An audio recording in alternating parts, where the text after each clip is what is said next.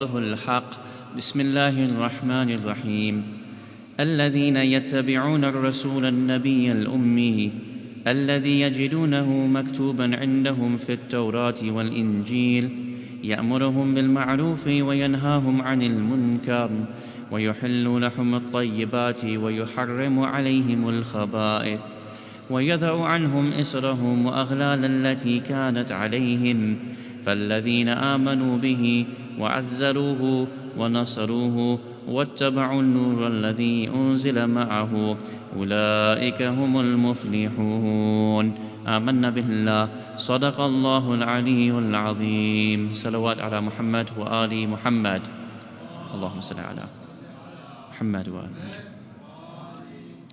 Awaited Savior of humanity, Imam al-Mahdi alayhi salam, my respected brothers and sisters, Assalamu alaikum jami'an wa rahmatullahi wa barakatuh.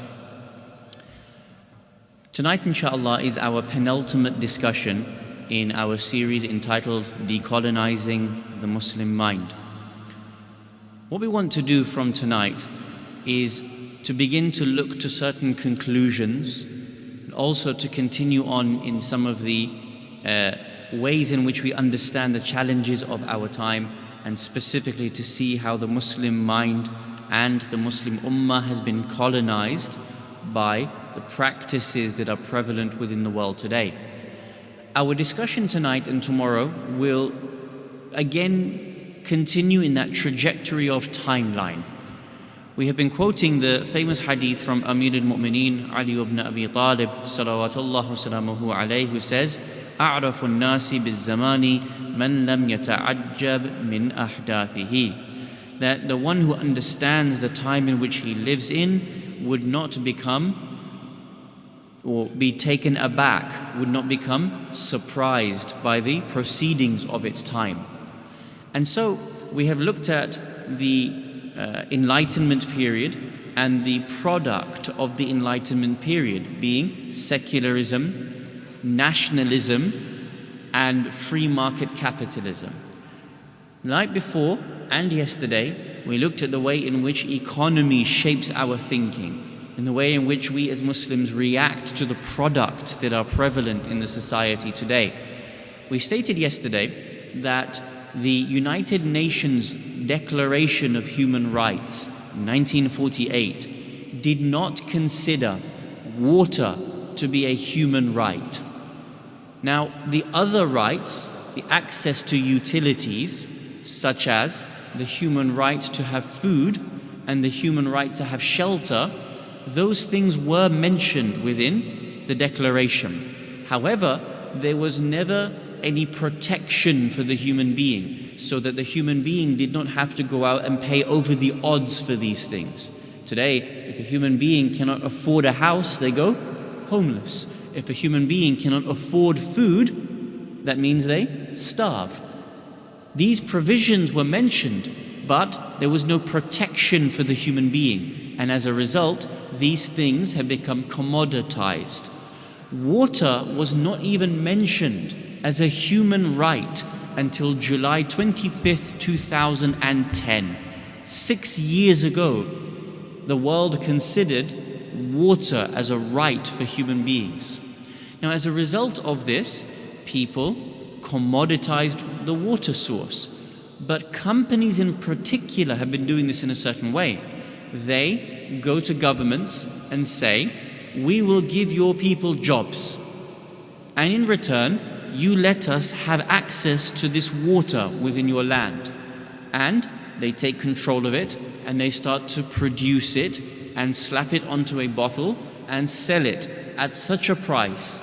Now, the most type of drinks that are sold in the world today are fizzy drinks, products like Coca-Cola. Not only are these products banned by our Maraja because they fund the illegal state of Israel, not only are they damageful for our health, but in buying them, we also stop other people from the world being able to have access to clean and fresh water.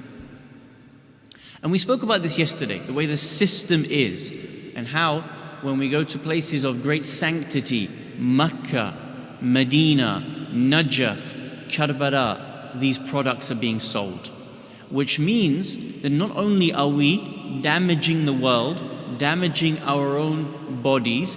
We are giving money to the enemies of humanity in the very places of which the A'imma alayhimus salam are buried, and the house of Allah subhanahu wa ta'ala himself. This is where we have reached through the commoditization of this world. Now this evening we continue in the trajectory, moving away from the Enlightenment period in the 17th and 18th century. And yesterday we looked at the outcomes of the 1948 Universal Declaration of Human Rights. Today, inshallah, and tomorrow, we will look at the way in which sports, the way in which TV, the way in which media, and the way in which governments are set up in a way in which ultimately keeps us distracted and colonized through the practices in which we do. Now, the first thing for us to think about is this. One of the conclusions we want to come to tonight and tomorrow is to think about the various struggles that are taking place in the world today. We stated that the Western world has what we called the post-Enlightenment era, ideals running through the world. And so in the world today you have, for example, especially in the West, you have nationalism and you have secularism that are fighting with pluralism. You have these three different types of things that are fighting with each other in the Western world. One part of the West wants to be very nationalistic, wants to separate church from state in secularism. Another part of the West wants to be very plural. It wants to accept refugees. It wants to accept Muslims. It wants to accept Sikhs, and so on and so forth. In the West, this internal war is taking place where it still doesn't have a sense of itself. It still doesn't know what it wants to be. And so pockets of ideologies are fighting against each other, one in the other. Now, in the Islamic world, we have always had certain internal struggles. So for example, we have the internal struggle amongst the two great households of Islam, the Shia and the Sunnah, which will look at the world very differently. For example, the Shia historically, of course, will only take from the Ahlul Bayt alayhimus salam, which puts leadership in a very spiritual authority ordained by Allah subhanahu wa ta'ala. Our brothers from the Ahlul Sunnah wal Jama'ah will not take leadership from these avenues, however, from political leadership that comes through its own historic khilafat. These will be the leaders of the time. Now, as a result of this, in the Muslim world, we've always had this particular dichotomy taking place. Since the Enlightenment period, and specifically since the fall of the Ottoman Empire, whatever struggles are taking place within the Western world have suddenly found themselves thrust upon the Islamic world as well. The Muslim community used to be an ummah. Today, we are divided into dozens of nation states. As we said, this is adopted from an alien culture. You also have the issue of secularism. So here, the issues that were present in the West historically at one stage were never present within the Muslim Ummah. We had our own struggles to fight with. Whereas now, whatever the struggles are within the West, namely the ones of secularism, nationalism, and pluralism, these ones are now thrusted also upon the Muslim Ummah. Not only are we still fighting our own historic battles, we have now adopted the issues that have come from the West as well. Now you have Arab nationalism. Now you have Muslim secularism. In addition to the contemporary phenomenon of this fundamentalism and Islamism that is taking place. Now, just as a word of warning, I don't really agree with using these terms Islamism and fundamentalism. These are borrowed terms that represent something other than what we have internally as problems, but we'll talk about this tomorrow when we take the adoption of language from the media. But we have these problems. Whatever was the problems in the West, whatever the debates culturally were in the West about secularism and nationalism, Islam never had this. We had our own internal difficulties, our own internal struggles. Now we have our own internal struggles and the ones we've adopted from the rest of the world, or specifically from the Western world. And now we have added to this mixture of problems that we have. If you understand this, you will see how much to the effect the alien culture has affected the Islamic discourse today. Muslims would never have thought of being secularist. Muslims would never have thought of being nationalist until it came from another part of the world. There's a scholar from our brothers, the Ahlus Sunnah wal Jama'ah, one of the great scholars of our time, and I really recommend our Shia brothers take time out to listen to him, by the name of Sheikh Hamza Yusuf. Allah grant him a very long life to continue doing the good work that he does. Sheikh Hamza made a really interesting point that we will challenge in a second. He said about nuclear weapons. He said Muslims would never have thought about creating nuclear weapons. Why? Number one, nuclear weapons destroy indiscriminately. They kill the combatant and the non-combatant. They destroy the earth, they kill women and children, they kill the elderly, they destroy buildings, they destroy trees. Because it kills indiscriminately hundreds of thousands of people at the press of a button, Muslims would never have conceived of such things. He continues and says, for example, there's a text that says from the Holy Prophet of Islam, Rasulullah Muhammad sallallahu alayhi wa alihi wa sallam, where he says, لا يعذب النار إلا رب النار. There is no punishment of fire except by the Lord of fire. Meaning, we are not allowed to kill by fire. We are not allowed to set someone alight. Now think about this very carefully. He says, Muslims would never have adopted these sorts of things. Yet today, it is Muslim countries that seek to take nuclear weapons. Pakistan, a Muslim country, wishes to take or has nuclear weapons. Saudi Arabia, a Muslim country, is vying for nuclear capacity of weapons.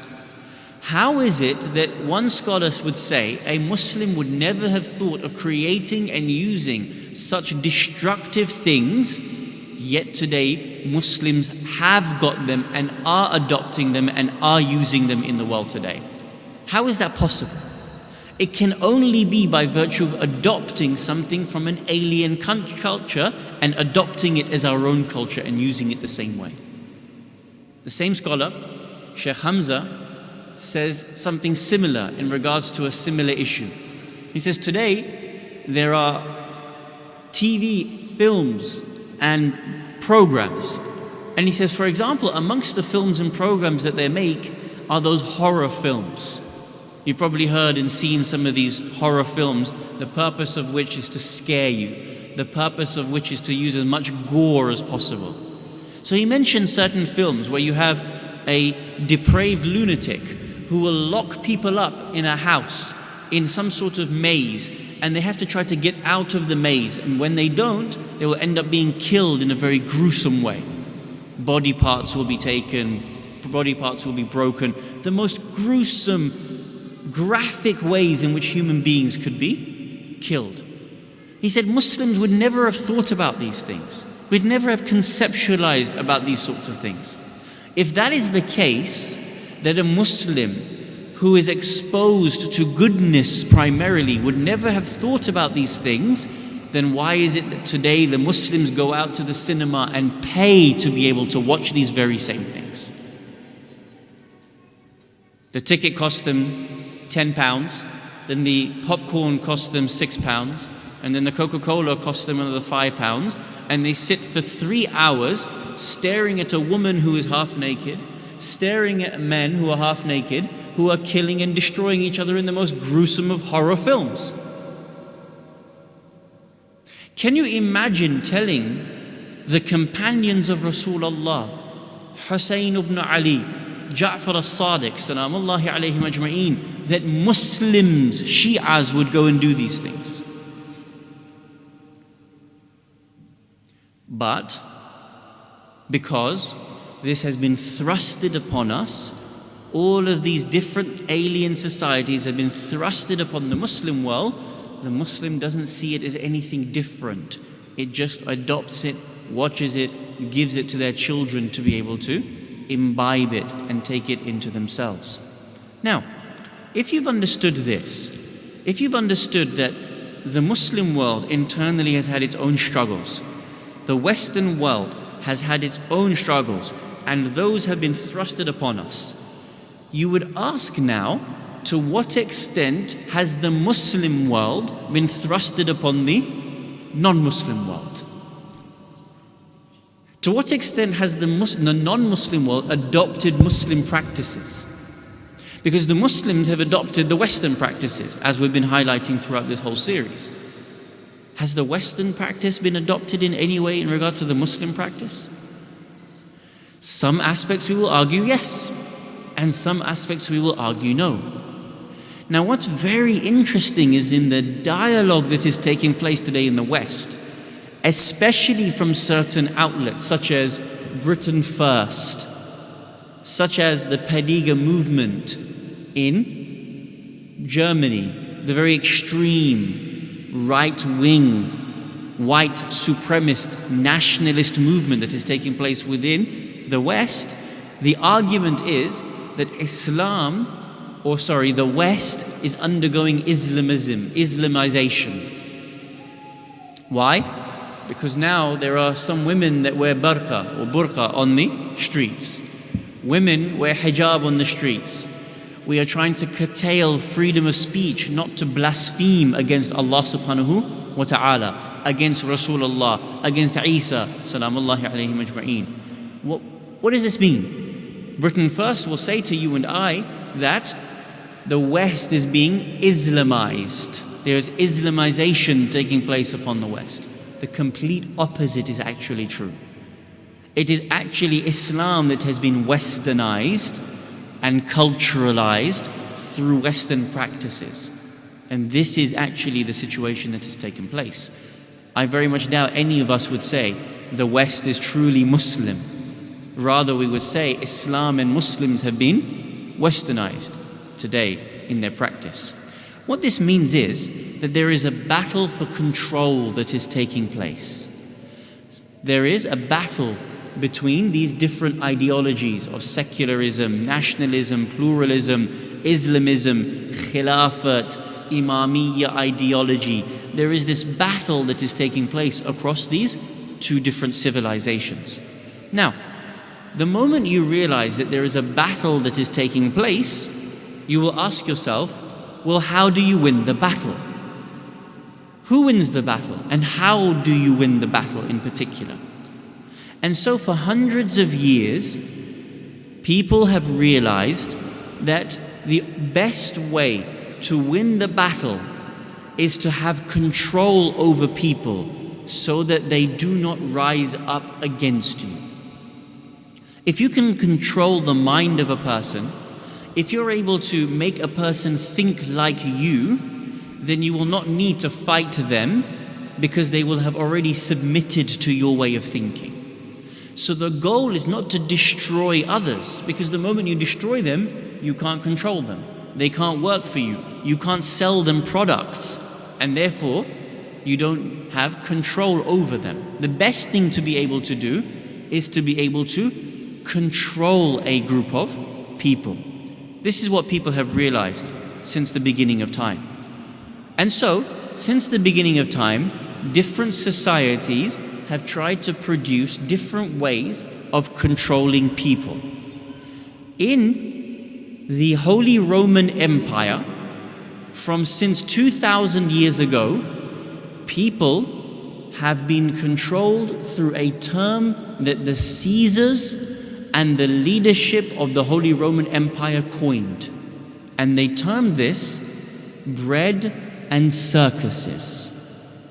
Bread and circuses. They said, how do we control the mob? You know, If ever you've watched or read about the Holy Roman Empire, there was always something called the mob. And that was the mass group of citizens, the way in which the mob, the citizens thought, the way in which the population thought. And so they called them the mob. How do you control the mob? How do you control thousands, hundreds of thousands, millions of people? The Caesars in the Holy Roman Empire stated, we managed to control people by bread and circuses. Bread referred to food, meaning so long as we keep the people away from hunger, as long as we have their bellies stuffed with food, they will never revolt against us, no matter how much we do to them. We can send them off to war, we can pillage them, we can put in any type of law we want, but so long as they are not hungry, they will never revolt against us, the leadership, the elite of the community, the monarchy, the political leadership of the time. The second, bread and circuses. Circuses referred to games, entertainment. You'll remember that in the Holy Roman Empire, they created what was known as the gladiators. Gladiators, warriors of great strength, championship training, would fight each other until the death. And you would see Christians being dragged into these great spectacles, being fed to the lions, and people would champion them. And then, when there was about to be someone who was to be killed, the gladiator would turn to the crowd and say, should he die or should he live? And then the crowd would begin to chant, live, live, live, or death, death, death, kill, kill, kill. The Caesar, baying the crowd, would then decide as to which way the gladiators would respond. Does he give them the thumbs up that they should live, or does he give them the thumbs down that they should die? What would happen? Then the gladiator would do whatever he needs to do. They realized so long as we keep the mob entertained through games, through spectacles, and so long as we keep producing these spectacles one after another, after another, after another, we know for sure that the mob will never turn against us. The mob will always be there on our side. Now this was noticed in history by someone very important, very recent, by the name of H.G. Wells. We've all heard of the great books that H.G. Wells has written. And he said, in the modern time, from the 19th and 20th centuries, it would be termed slightly different. You would not have bread and circuses as a means to control society. What you would do is, you would instead have something known as arenas in society. What he referred to as sporting arenas. He said, in every major city, there will be sporting arenas, and great and constant sporting events would take place, and people would flock to see these sporting events, keeping them away from interesting and important issues of the time. Now think about this for a second, if you will. You have 7.2 billion people in this world today. 4 billion of whom do not have access to water. 2 billion of whom are so poor that they live on $2 a day or less. This isn't $2 based on American currency, what you can buy in the United States of America. It's the equivalent in their own local country and then in their own national countries. What $2 in their own country will go out and buy. So think about that now, because one can of fizzy drink at 60 or 70p is £1.20, is $1.30. So our ability to purchase one can or two cans is what a person or what 2 billion people live on in the world per day. That's how much they spend on everything per day. Their heat, their electricity, their food, their water, their clothes, their travel, everything comes within $2 per day for what they have to be able to spend themselves on. Now, when you have these types of problems, for example, when you see in India the epidemic of rape, when you see in Mexico the epidemic of gang violence, I'm going to tell you to what extent there is gang violence in South America. There's 3 countries in South America which are called the Triangle of Death. Yeah? But one country, Mexico, I'll tell you one story so you get an example of what is taking place in the world. And then think about this issue. How is it that the world does not uprise as a global group in order to evict, in order to overthrow this system in which people are living today? There's a city in Mexico by the name of Guadalupe. It's a city, one of the border cities, northern border cities of Mexico, just below Texas and the border of the United States of America. This happened only a few years ago, and you can search it on BBC News, and this is where I read it. It happened at the end of 2010. So we're only talking a few years ago. We're talking something that's happening in the real world today.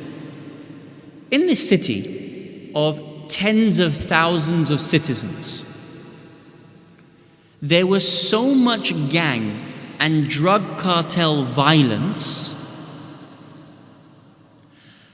that they had killed every single police officer in the entirety of that city, barring one.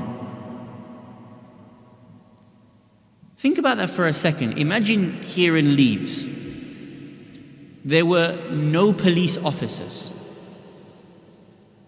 What's the purpose of police? They keep you safe, protected, and they respond to crime. Imagine in Leeds there wasn't one single police officer. What would this city be like? How would you feel? Would you feel safe going out in the afternoon, in the evening? What will happen if something happened to you? Who would be there to protect you? Vigilante groups? Drug cartels that you had to pay for their protection like the mafia? What would Leeds be like in the real world? In Mexico, there was a city a few years ago that had no police officers. Why? Every one of them had either been kidnapped, killed, or they had quit because of the kidnappings and killings. But one was left. Do you know who she was? A woman. You know what she said? I'm the last police officer in this city. I will not quit. It is my responsibility to look after this city. I will not quit. One police officer left. You know what she did? She continued working. In December 2010, the news broke, this story broke in the world's media. Those people who bother to read. You know what it said? That woman, she was kidnapped, disappeared, never to be found again. They still haven't found her.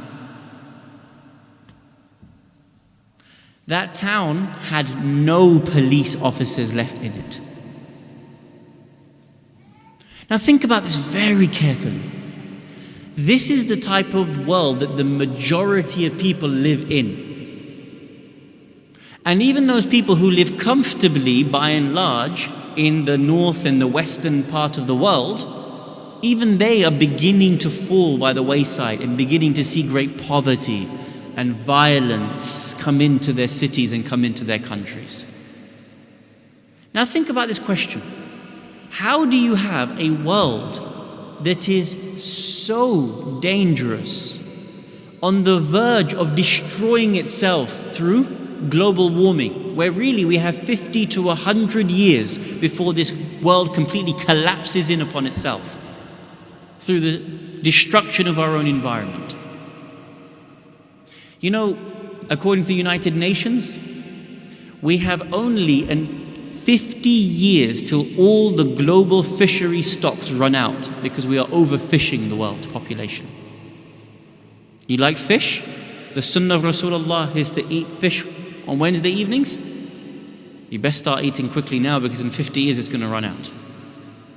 And I suppose that's counterintuitive because if you start eating lots now, then it's definitely going to run out. But you will get the point. Now think about these things very closely. How do you have a world that is like this, but people don't seem to be standing up and doing anything about it? Where is that global revolution to say, we will not live like this any longer? We demand a change. Get rid of your nuclear weapons that are going to destroy humanity. Stop polluting the environment. Have a more functioning, just system within the world. Why don't people do it? The answer is this: bread and circuses. So long as people are entertained with junk, there's no reason for them to think seriously about the problems in the world. We're all too comfortable. We're all living the American dream.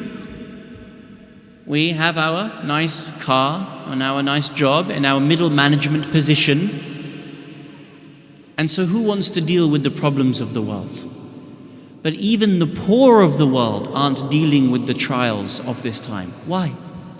Because bread and circuses, so long as we are kept within this framework of thinking. Now, the Quran talks about this, and it mentions many different ways in which this issue is going to come about.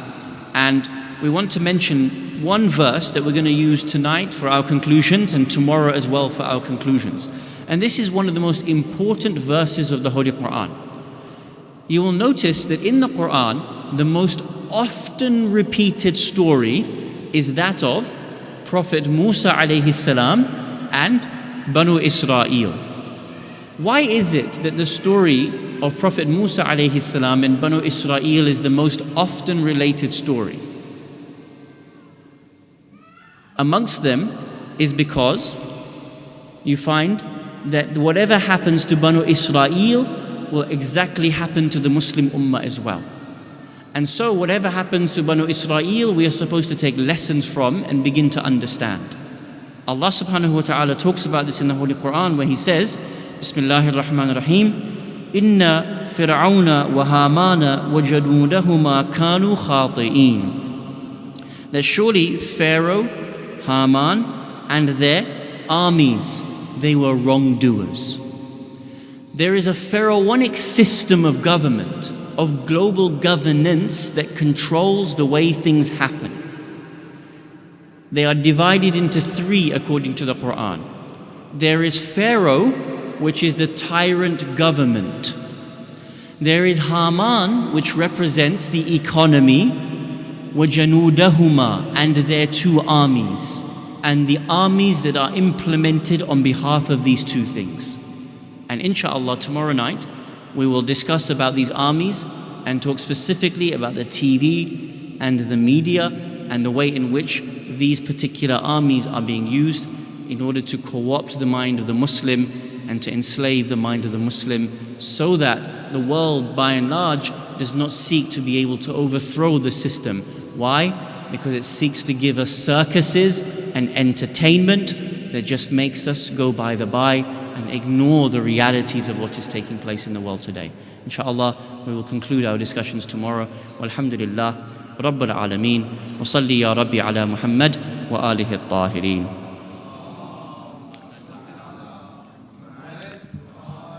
Please raise your hands, join each other in dua. We ask Allah subhanahu wa ta'ala to hasten the appearance of the awaited Savior, to allow us to be alongside Him at all times in our life and in our death. If we're to pass away from this world before His coming, to raise us from our grave so that we may partake in the victory of Muhammad and Ali Muhammad. We ask you, Ya Allah, there are many people around the world going through such desperate times, those people in a state of war, poverty, oppression, disease and disaster.